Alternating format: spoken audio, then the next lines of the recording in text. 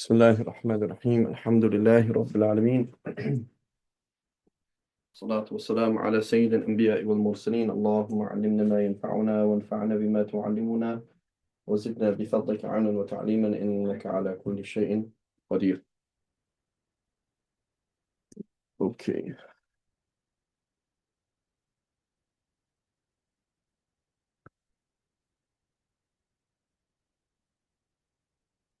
so we are on to, we did that hadith, I believe. Pretty sure we went to laughter. I think we did the 250 and 251. I'm pretty sure saw that laughter.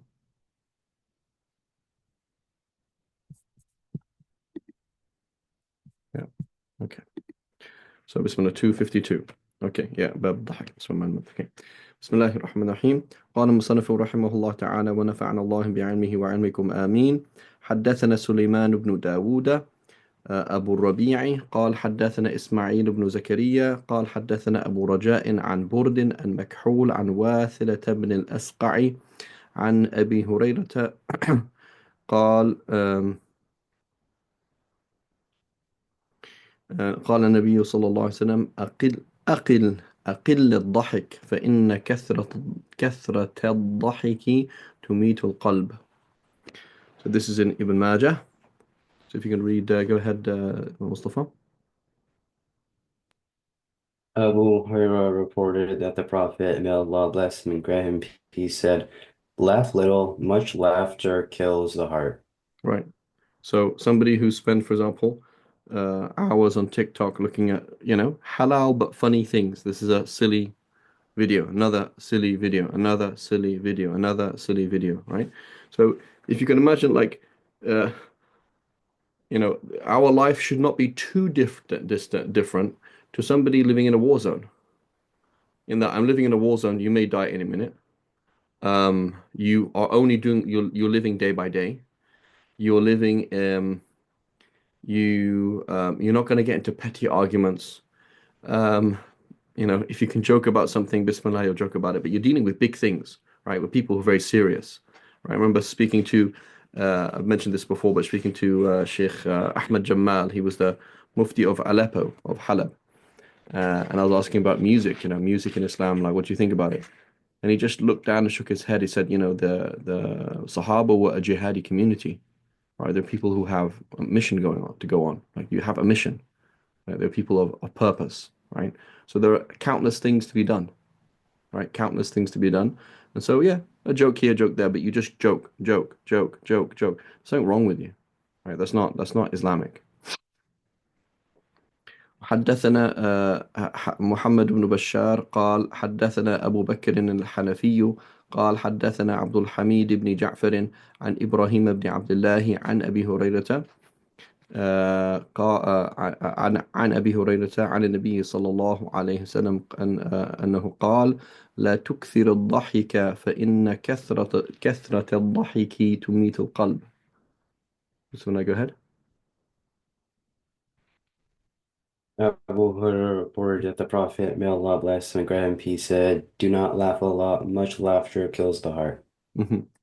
حدثنا موسى قال حدثنا الربيع بن مسلم قال حدثنا محمد بن زياد عن أبي هريرة قال خرج النبي صلى الله عليه وسلم على رهط من أصحابه يضحكون ويتحدثون فقال والذي نفسي بيده لو تعلمون ما أعلم لضحكتم قليلا ولبكيتم كثيرا ثم انصرف وأبكى القوم وأوحى الله عز وجل إليه يا محمد لما تقنط عبادي فرجع النبي صلى الله عليه وسلم فقال أبشروا وسددوا وقاربوا.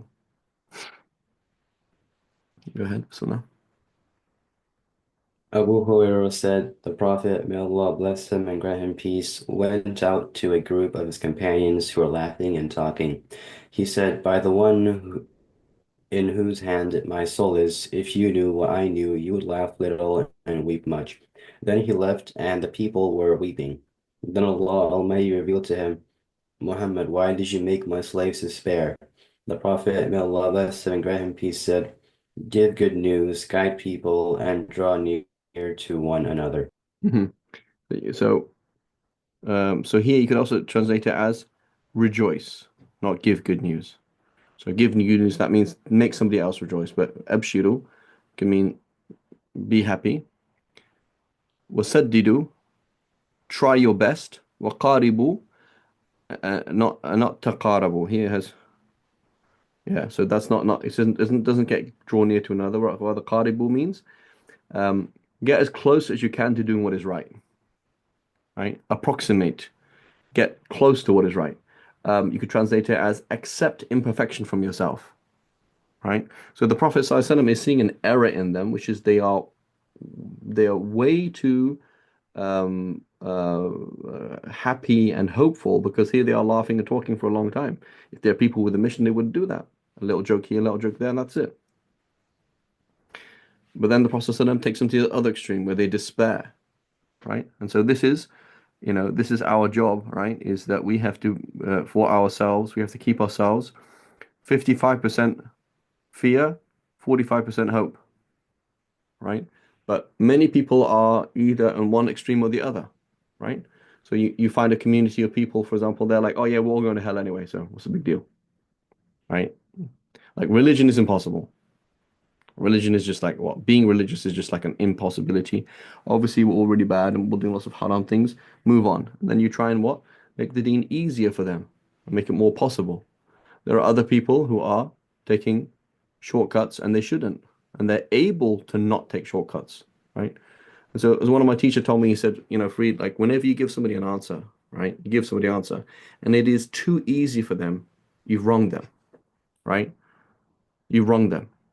Whenever you give them an answer that's too difficult, you wrong them. So there's the fiqh itself in the textbook, and then there is the proper way, the proper style, the proper information needed for that person in that way, in that style.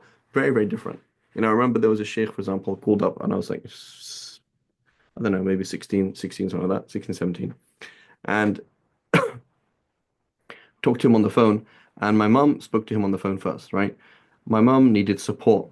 My mum needed to be cheered up. My mum needed to be told that she's doing all right and she's okay and you got this, right? So I didn't understand the conversations. My mum's on the phone, but basically my mum seemed very supported, and maybe there was a joke or something like that, and she felt like you could see that he was like this nice person to her, like he was like there, like helping her, right? I pick up the phone and he's like, okay, how's it going? And I'm like, it's okay, but I keep missing Fajr. He's like, get an alarm clock. I'm like, oh, okay, I'm sorry. Right? Like he was very harsh. He was like, basically like, get on with it. So some people need one thing, some people need something else. So the first thing the Prophet I'm telling us is you shouldn't be going around laughing the whole time. You spend okay, like a little joke here, a little joke there, but that's it. Khalas, move on. We have things to do, right? There's a lot of things to do. So this is and it's not very funny. If you have a perfect track record, you're walking around like Sayyidina Jibreel, that's great. If you are not walking around like Sayyidina Jibreel and you don't have a good track record, then why on earth literally why the heck are you laughing? Right? Heck meaning hellfire. Like why are you laughing? It's not funny. Like I don't think it's funny. But balance, right? You see somebody laughing, there's one sheikh, for example. He what was it? He drove past some people who were doing certain things they shouldn't be doing, right? And they're laughing and whatever it was. Okay, and they're doing some haram things. And so what did he say? He said, "Oh Allah, make them happy in the next life, just like you made them happy in this life." Right? I give them tawbah, make them show the right way, and that they change and they become Allah forgives their sins in this life and then makes them happy in the next life. Why not? Right? Other people need to be slammed, right? It's like you're not, I'm just trying to think of a person like two scenarios where I got told off, three scenarios where I got told off by teachers. Very useful, right? Got told off, like not shouted at, but kind of rude. Like one of my teachers, for example, I was like, "Oh, Sheikh, I want to do this and this and this and this and this," and he's like, "Learn fiqh." He slammed the door in my face, and I was like, "Wow, that's pretty rude." But like, why? Is because I'm talking about things that are not super important, right? It's not that important. Like, if I know the hadith narrator, this person, this is an infinite things you can learn. But very few people know the details of halal and haram. Very few people, and it's not, and it's very difficult. right? So he was saying like, free, please prioritize it. How many times do I tell you, right? So he was rude to me or harsh with me for my benefit. Many people, you need to just be very gentle with them, right? And here, qaribu. Okay, I can't pray. I keep missing Fajr. Okay, try your best and do the qada when you wake up. Oh, it's really hard, sometimes to pray at school because people are watching me. Okay, try your hardest, inshallah. And then when it's difficult, make dua and say, "Oh Allah, help me worship you, even though it's embarrassing." Try your best, right? As opposed to astaghfirullah. Why are you scared of people? Of course, people peer pressure. It's a real thing, right? It's a real thing, right? I'm not. So balance. This is what the Prophet was teaching us.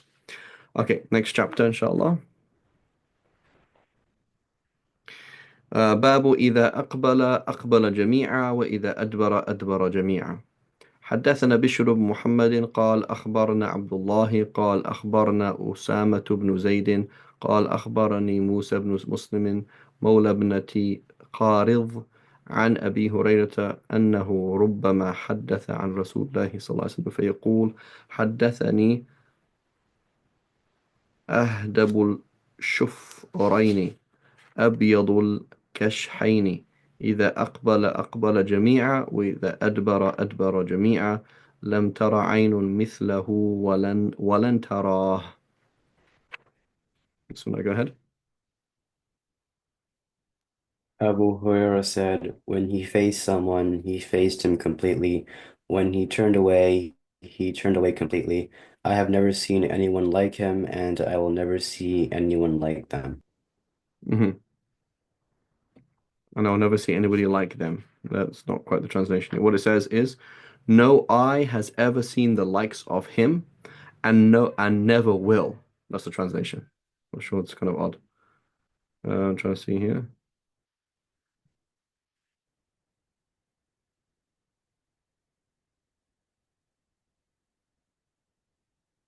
Yeah, but he's totally amazing. So this is why is this important? Is giving people the attention, right? So remember a sheikh talking about that, being in the West, for example, I'm talking to a female, I'm looking down. Now, if this person is obviously a fitna, then I don't have a choice, right? What I do, right? Otherwise, it's very important to make eye contact. Like I'm actually giving you attention, right? Like when you're giving somebody attention, give them your full attention. Right? Don't be on the phone while talking to them. Don't be half talking to them, half not talking to them, walking past, doing things like no, no, like they're talking to you. Talk like communicate properly, proper eye contact, proper communication. Get to things, you know, properly. It's an important thing to do. Right? So the Sheikh was emphasizing the fact that all things being equal, don't be like, oh, this is the taqwa, this is the way to do it, and with the female in the West, like, because it's actually rude. Like you can't even understand what the person did. It's bad communicate. It actually leads to bad communication. It's dangerous. Like as a driver, right? You drive a car, like you have to do eye contact, like what's going on. And so the Prophet gave his full attention to people, and people felt it. They felt special because he gave full attention to them. Okay. Okay, next one is al-Mustashar Mu'taman, which is now seeking advice, consultation. Somebody asks advice for you, and the hadith, the title is al-Mustashar Mu'taman. Somebody asking you for advice that is private, right? That is private. Someone comes up to you for marriage advice. What do you think of so and so? And then you put it on your social media. Wow, so and so just asked me about so and so. It's like that was private. Every single thing by default when you talk to somebody privately is by default private. That's how it is, right? Um, okay, it says حدثنا آدم قال حدثنا شيبان أبو معاوية قال حدثنا عبد الملك بن عمير عن أبي سلمة بن عبد الرحمن عن أبي هريرة قال قال النبي صلى الله عليه وسلم لأبي الهيثم هل لك خادم؟ قال لا. قال فإذا أتانا سبي فأتنا. فأتي النبي صلى الله عليه وسلم برأسين ليس معهما ثالث. فأتاه أبو الهيثم قال النبي صلى الله عليه وسلم اختر منهما. قال يا رسول الله اختر لي. فقال النبي صلى الله عليه وسلم إن المستشار مؤتمن خذ هذا فإني رأيته يصلي واستوصي به خيرا. فقالت امرأته ما أنت ببالغ ما قال فيه النبي صلى الله عليه وسلم إلا أن تعتقه. قال فهو عتيق. فقال النبي صلى الله عليه وسلم إن الله لم يبعث نبيا ولا خليفة إلا وله بطانتان، بطانة تأمره بالمعروف وتنهاه عن المنكر، وبطانة لا تألوه خبالا، ومن يوق بطانة السوء فقد وقي. So this hadith is in Tirmidhi and other places, Sahih hadith. Okay, go ahead, Bismillah. Abu Huraira reported that the Prophet, may Allah bless him and grant him peace, asked Abu Haytham, "Do you have a servant?" "No," he replied. He said, "Come to us when we get some captives." The Prophet, may Prisoners Allah of war, bless right? Prisoners of war, i.e. slaves. Mhm. The Prophet, may Allah bless him and grant him peace, was brought only two captives. Abu Haytham came to him, and the Prophet, may Allah bless him and grant him peace, said, "Choose between them. Choose for me, Messenger of Allah." The Prophet, may Allah bless him and grant him peace, said, "The person who was consulted is in a position of trust. Take Right, so this one. I have that's seen the him Bayt pray." al-Qasid. That's the point of the hadith here is if you're in a place of trust, i.e. A, what I ask you or tell to you is private, and B, I'm trusting you that you're going to give me genuine advice, right? So you can't give me advice that, for example, that's not in my interests, right? That's part of the amana, part of the trust that this I've come to you and say, hey, do you think I should go to college or should I not go to college? Do you think I should do this job or should I take this job? And like, you have to be genuine. You have to fulfill your amana. So that's the point of that hadith. But then the hadith continues. "I have seen him pray. Treat him well." Abu Haytham's wife said, "You will not live up to the words of the Prophet, may Allah bless him and grant him peace, about him until you set him free." Good. So "He how is how did free," he said. how does he respond to his wife now when his wife tells him something? His wife has more insight than him and has a better opinion than him and is helping him do something right. How should he respond? A, silent woman. I'm the man here. B, uh, oh my God, I don't know anything. Next time I'm going to ask you to do anything, right? Or C, you have a good opinion. I value that, right? So we have extremes, right? People are just, subhanAllah, sometimes you'll communicate with people and it's very obvious that they are insecure with their wife and they try and control things by not sharing information. So it makes ridiculous things. Like they you're talking to a kid, right? And it's clear that the husband and wife are not talking and they don't share information because it's continual power struggle of information. Like they can't like maybe she'll say, no, it's actually better if I pick him up than you pick him up. And he can't deal with her saying stuff like that because he's continually intimidated by her. Right. So being intimidated means you're weak. So being a strong man means you're not intimidated by a woman. So therefore she can give suggestions and you can accept them or you can reject them. Say that's a really good point. However, or that's a really good point. I didn't think about that. MashaAllah, you're very intelligent and you knew something I didn't know. Maybe you have work experience that I don't have. Maybe you can do something that I can't do. Wow. Right. But being in a situation where people are over macho, right? And they're like, oh no, don't worry. I got this. I got this. I got this. They hide information from their wife. They can't share things with their wife because, whatever. And they're scared, literally scared. It means that that's not healthy at all, right? That means they're scared of somebody other than Allah. You shouldn't be scared of anybody other than Allah. And it means you don't have a healthy relationship. So here we see this is the Sahaba. They took advice from their wives.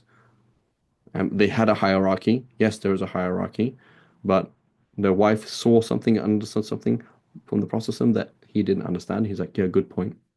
Go ahead. "He is free," he stated. The Prophet, may Allah bless him and grant him peace, said, "Allah did not send prophets or caliph, but that he has two confidants. A confidant who commands him to do what is correct and forbids what is bad, and a confidant who will Good. So this not is not fall confident. short." This is confidant. Or so confident with an E, that means I'm confident. A confidant is a French word, which means the person you confide information into, like your wife, like your best friend, like that's what it means, a confidant, right? As opposed to confident with an E. Okay, so go ahead. So a confidant who commands him And to do. A confidant who commands him to do what is correct and forbid what is bad, and a confidant who will not fall short in corrupting you. Anyone who is protected from the evil confidant has been protected. Hmm. So this is a very key thing. So he's talking about wife. That's why you should marry a religious person. I need somebody in my life that will help me get up for Fajr. I need somebody in my life that if I make riba, she'll say, I don't mean to be rude, but that's actually haram. You can't say that, right? If you change for the worse, she's there saying, that's not right. Like why did you change? What you used to be like this and now you're like this. What happened?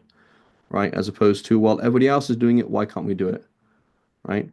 So unfortunately, many women they're again scared of their husbands, or they want it, and so their husband does something haram, and they want to do the haram too, or they're scared of their family, so then they will try and persuade, right, or they manipulate, right, and so this is, there is a manipulative nature of women that is supposed to be used in a good way, right? It's supposed to be used in a good way that they can manipulate a situation in a good way, make people feel comfortable, turn a problem into something good. This is a skill, right? An art that women have, that some men have, but women have particularly.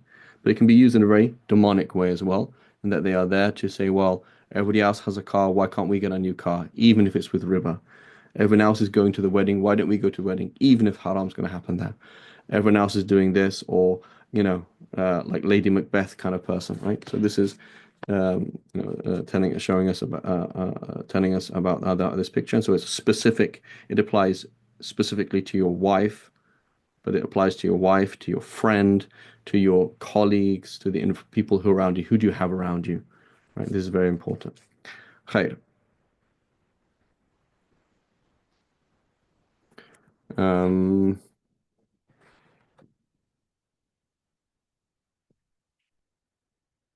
Give me 1 second. I want to record this hadith because it's very important.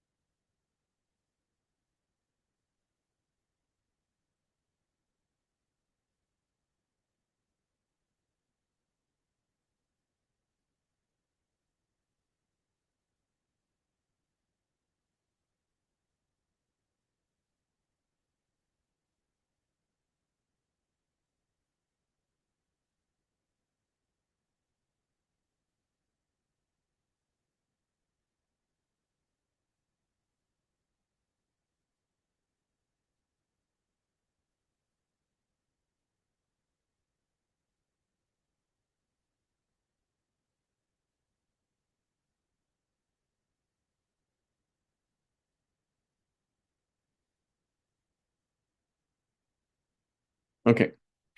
So continuing with al-mashwara,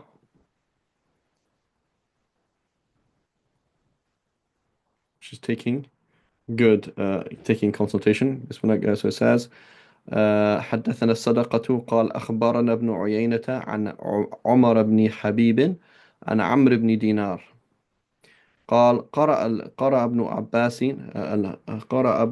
قرأ ابن عباس وشاورهم في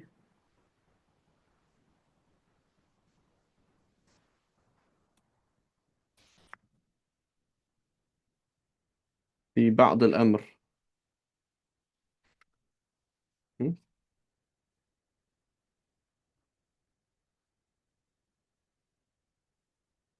وشاورهم في الأمر. Where is it في بعض الأمر?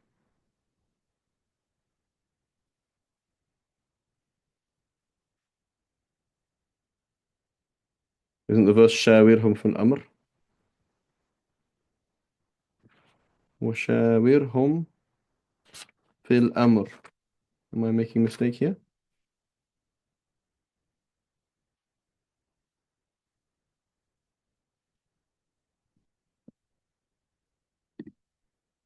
وشاورهم في الأمر.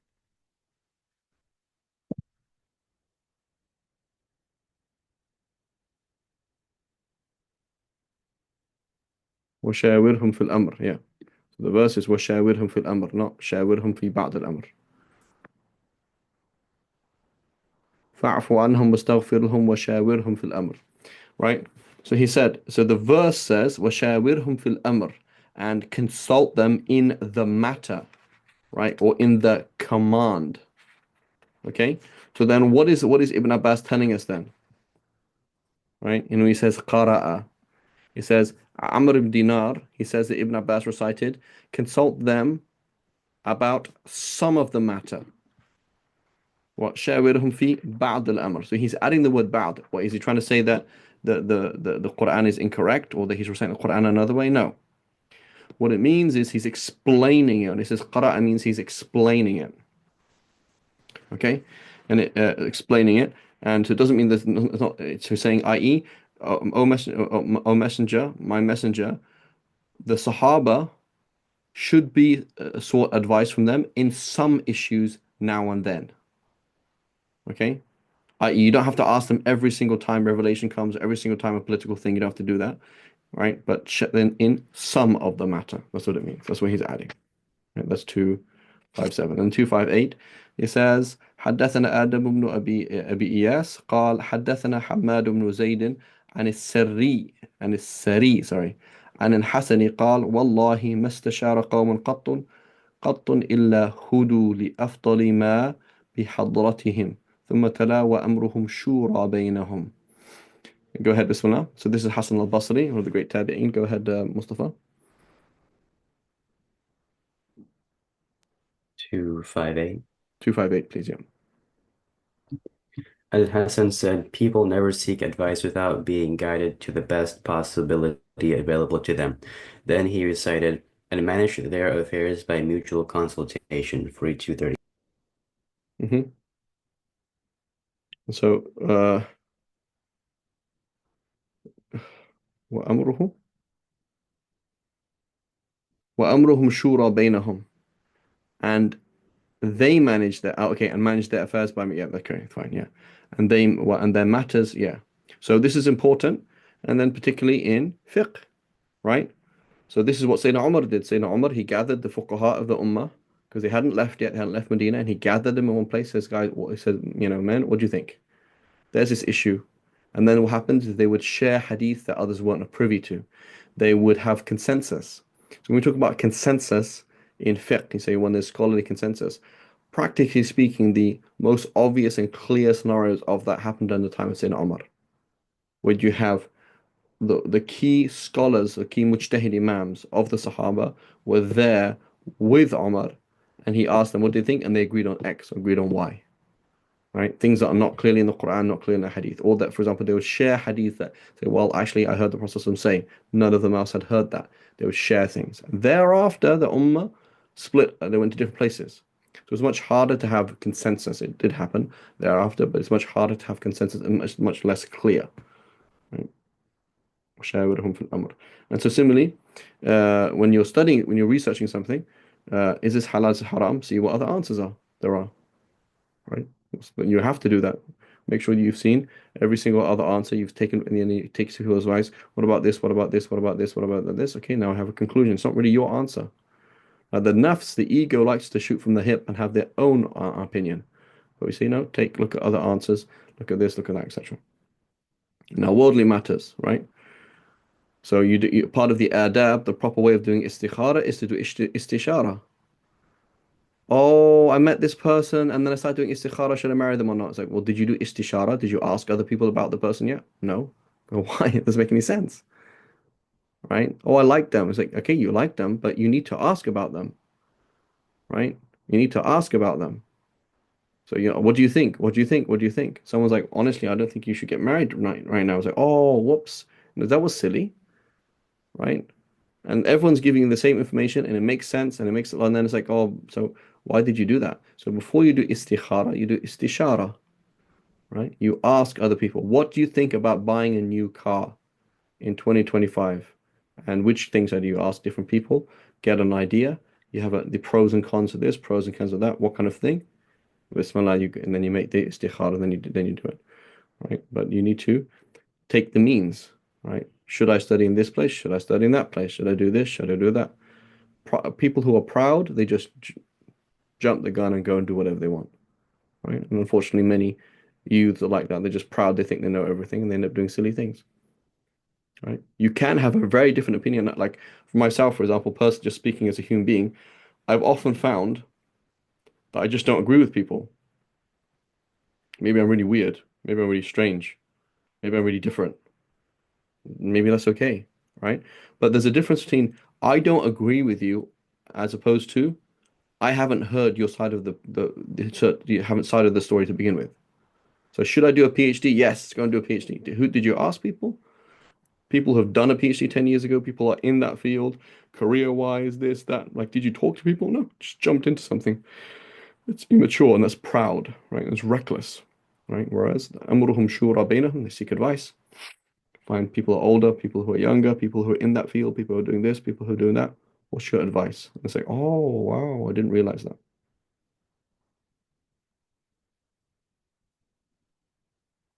Okay. The next hadith then. So chapter 130 says, Babu ithmu man ashara ala akhihi bi ghayri rushdin, not giving genuine advice. So this is one of the problems with marketing, right? One of the problems with marketing is it's not very pious, right? It's not very genuine. So I want the goal of marketing is for you to buy this product, okay? So for example, Mustafa comes up to me and he says, Sheikh Farid, should I do this Arabic class? I'm like, 100%, you should do this Arabic class. And then I realized, no. He's like, well, actually, I only just started praying and I have qada prayers to make up. And I'm like, yeah, but you should do it. It will change your life. And I'm like, that's not actually genuine. You shouldn't do that, right? It's not genuine. No, no, you do your qadas, then take this Arabic class. Like, oh, so, but I want you to sign up for this class. Like, yeah, but that's fine, but it's not genuine. So you go to a car salesman, they're trying to sell you the, any car, number one, and ideally the most expensive car. But they should be genuine in that this car is not good for you. I don't actually advise you to buy a car like this, right? You shouldn't buy a car like this. You should buy a cheaper one. What do you want? So I want the flashiest car out there. Okay, Bismillah. Go, here's the car. Here's the car for you. But what is good for that person? So there has to be genuine altruism, genuine like agape, like I genuinely care for you, and I'm giving you advice based on what's useful for you, as opposed to what's beneficial for me or my friend or anything else. Right. So again, this comes to marriage. I hate going back to marriage. It's like, oh, before I made the decision for marriage, of course I did istishara. I asked the mum. It's like, well, you asked the mum. I mean, is she, uh, you know, she's going to give you some side of the picture, but otherwise she really likes you, and that's why she's like, yeah, yeah, yeah. Like she was answering from the point of view of like, does she like you? And does she want you to marry their son or daughter, right? Or you asked a father, or you asked somebody else, right? And it's like, but maybe they're not speaking as advice. They're just talking about in terms of what they think would be useful for them, right? What would So you have to ask people who, when you're seeking advice, you ask people who are connected to the situation, whatever it is, and people not connected to it. And then if you are giving advice, there has to be genuine nasiha, right? There has to be one نصح لكل Muslim, a genuine care and concern. I want to give you what benefits you, not what's beneficial, what's useful for me. Okay, so the next one it says, حدثنا عبد الله بن يزيد قال حدثنا سعيد بن أبي أيوب قال حدثني بكر بن عمرو عن أبي عثمان مسلم بن يسار عن أبي هريرة قال قال النبي صلى الله عليه وسلم من تقول علي ما لم أقل فليتبوأ مقعده من النار ومن استشاره أخوه المسلم فأشار عليه بغير رشد فقد خانه ومن أفتي فتيا بغير ثبت فإثمه على من أفتاه. Okay, Bismillah, go ahead. Abu Hurairah reported that the Prophet, may Allah bless him and grant him peace, said, anyone who attributes words to me which I did not say should take his seat in the fire. Right, Anyone who he's gives going to his hell, right? Muslim It doesn't mean he should. It's not a command, is it? It's not saying, well, you should. If I advise you to take your seat in the hellfire, what it means is you're going to hell, right? So that's why the most of the Sahaba did not quote hadiths ever, because they heard the Prophet ﷺ say this many times. So they said, I don't want to make a mistake. I don't want to ascribe something to the words of the Prophet ﷺ that he didn't say. So the Sahaba, through their wara and their scrupulousness, they were unbelievably careful about quoting hadiths. Okay, Bismillah, go ahead. Anyone who gives his Muslim brother misguided advice when he consults has betrayed him. If Right, so anyone that's the gives point a of this thing is, fatwa, so man khana. So here, this is now here I'll give you two types of khiyana, right? Or one type of khiyana, one type of waste of time is you give people advice for their dunya. That's khiyana as well. That's also betrayal, right? So you're going to ask your friend, for example, should I buy this car or buy that car? He says, number one, fear Allah and buy a car that will help you do ibadah. That's your friend, right? As opposed to, dude, my other friend, my cousin just bought this car. This car's sick. Like this is the sickest car out there. It's so cool. You should get this car. And it's like this. It's like what did he give you? He gave you hubbud dunya. That's khiyana. He stabbed you in the back. Gave you love of the world, right? So anybody who makes you love the world more is is a kha'in, is somebody who's misguided you and he's betrayed your trust, right? So it's another problem with marketing, right? Marketing is a necessary thing. You can't not do marketing, right? But there's a limit to how far you can go because a marketer is trying to make you A, love the dunya, B, love the dunya that they're selling. But ultimately, it's love the dunya. Otherwise, why would you buy this dress? Why would you buy this car? Why would you buy these shoes? Why would you come to the cinema? Right? Why would you watch this film? So it's you're marketing to the dunya, which is very bad, right? And so it's a very dangerous thing to do, right? And so man dallaka ala dunya faqad khanak. Whoever guides you to the dunya, your parents tell you, you should get a degree so that you know this will help you get money. That's khiyana, right? They've stabbed their own child in the heart. Like, why did you do that? As opposed to Allah wants you to be a strong Muslim who can help other people get a degree. Oh, okay, totally different thing, right? Bro, you should stop eating pizza. You're gonna put on weight. Oh, am I putting on weight? Start worrying about the dunya now. They say, Allah has given your body as an amana. He's going to ask you as a trust. Allah's going to ask you about your past. I advise you stop eating so much pizza. It's not good for you. Allah's going to ask you about that on Judgment Day. That's nasiha, right? That's advice, right? One brother he said, I was at a wedding with my dad, and my dad points at some girl on the other side and says, "Oh, she's good looking." He's like, "Subhanallah, Dad, like, what are you trying to do? Like, what are you looking over there for? What are you telling me to look over there for?" Right? That's khiyana. Like you stab your child in the back, right? It's horrible, right? As opposed to, son, I know what you were just looking at, but you should look away, and and then halal means to that goal, right? So there's genuine like love for your children should be expressed in guiding them to what actually benefits them, right? That's how it should be. Right? That you guide each other, and then ultimately, when they're older, they guide you to Allah as well. But this is nasiha, right? So this is part of the person's coming in for advice. He doesn't come to you for advice for harm. He comes to you for benefit. So help him by turning him to Allah, number one, right? فَفِرُّوا إِلَى اللَّهِ إِنِّي لَكُم مِّنْهُ نَذِيرٌ مُبِينٌ. So run to Allah, run away from everything else and run to Allah. Allah subhanahu wa ta'ala says on the words of the Prophet of that time. إِنِّي لَكُم مِّنْهُ نَذِيرٌ مُبِينٌ. I am just a warner who is mubin, naked, meaning I have nothing to benefit from. I'm here exposing my own, like I'm putting myself out here just to give you advice. I just want good for you. I'm warning you about hellfire, and I'm saying turn away from everything and turn to Allah. That's that's sadaqah. That's your friend. That's ubuwa. That's being a dad. That's umuma. That's being a mother. That's care and concern, as opposed to making somebody, oh, you have exams. If you don't study, I'm going to be super mad at you. Why did you do that to your child? The child is now scared of exams or scared of you. It's not useful. Okay? You just harmed your child. May Allah protect us all. Okay, so he says, and if anyone gives a fatwa, and if anyone gives a fatwa which is not firm, the wrong action of that rests on the one who gave the fatwa. hmm And so now here's the problem. I don't want a good fatwa. I want a fatwa that agrees with my nafs. So I ask, for example, okay, form madhahib. Dude, form madhahib is boring. Form madhahib gives me an answer that is definitely thabt. It's definitely, this has been corroborated by 10,000 people.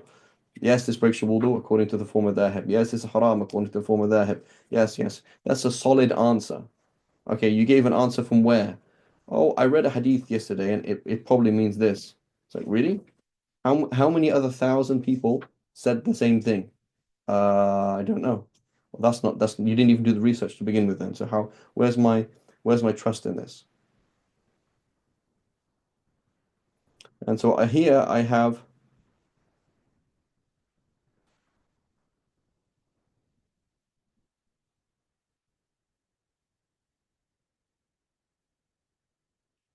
the hadith I have it with thabat.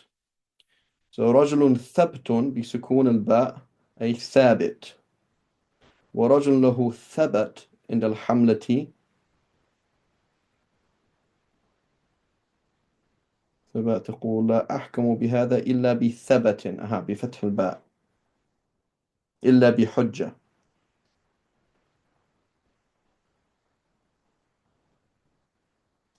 Aha. So these are two different words. So I'm kind of talking to myself and to Zoom right now for people who read following the Arabic. So there's thabt and thabat. They're not the same word. So هو رجل ثبت أي رجل ثابت. Right? قلب ثابت. ورجل له ثبت. Right? Which means that he has a man who has evidence. أي he has ثبات. تقول لا أحكم بهذا إلا بثبات. I will not make this judgment unless I have evidence. Right? بفتح الباء الثبت. Okay. I'm going to note this down on my book because it's an important word. We talk about this all the time. Thabt Fulan, his list of hadith that he narrates or something like that, or min al-athbat. I'm just going to note this down here because it's an important word. So this is exactly the form of dhahib. Why do I lecture? Form of dhahib, form of dhahib, form of dhahib. That's what it is. Man uftiya futiya bi ghayri thabt. Whoever's given a fatwa without it. So this is what we have. Someone's giving a fatwa that somebody possibly once gave. Okay, great. As opposed to the ummah has accepted this as reliable. Right? So Judgment Day, you'll be asked, did you ask for a solid fatwa or not? And whatever. If you did your homework or you tried your best, that's fine. That's up to you. Or you were fooled by somebody, that's their fault, right? So that it rests on that person. But the problem is, what if you know that they're not reliable? Like you know they're not reliable, so why did you ask them? Because they were going to give you the right answer that you wanted. That's why.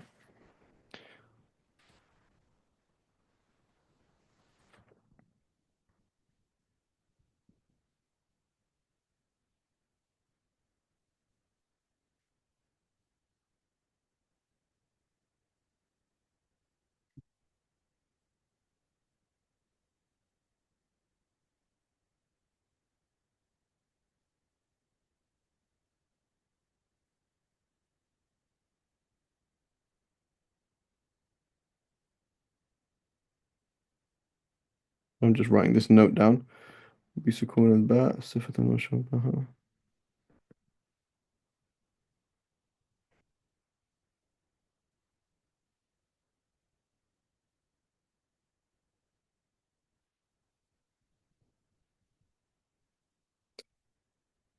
Okay.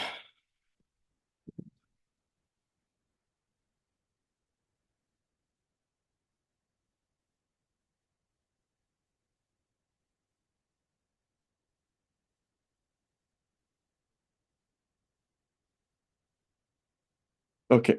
Dealing with people with good character.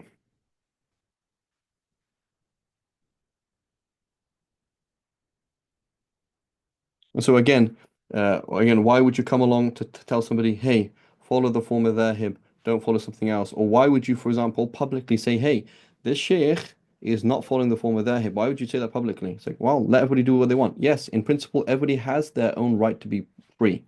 Nobody is a qadi, right? I'm not a qadi, you're not a qadi. There's no qadi here. So, you can't do that.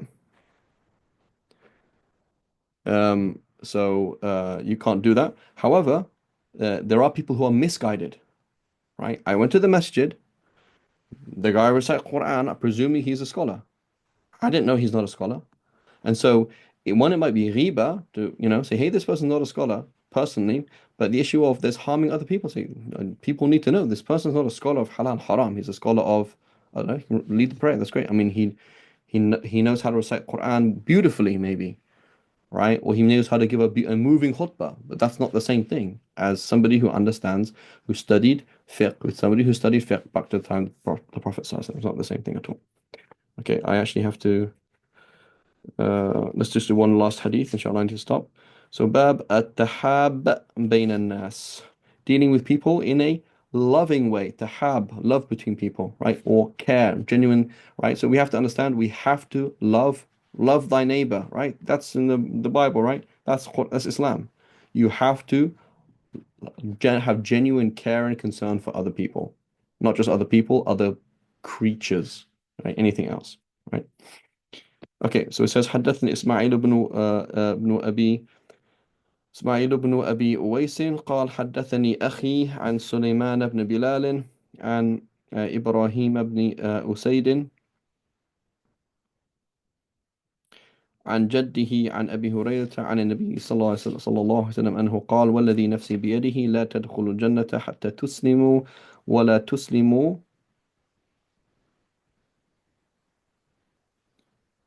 حتى تحابوا أفشوا السلام تحابوا وإياكم والبغضة فإنها هي الحالقة لا أقول لكم تحلق الشعر لكن تحلق الدين الله أكبر بسم الله go ahead 216 Abu Huraira said that the Prophet, may Allah bless him and grant him peace, said, by the one in whose hand my soul is, you will not enter the garden until you submit.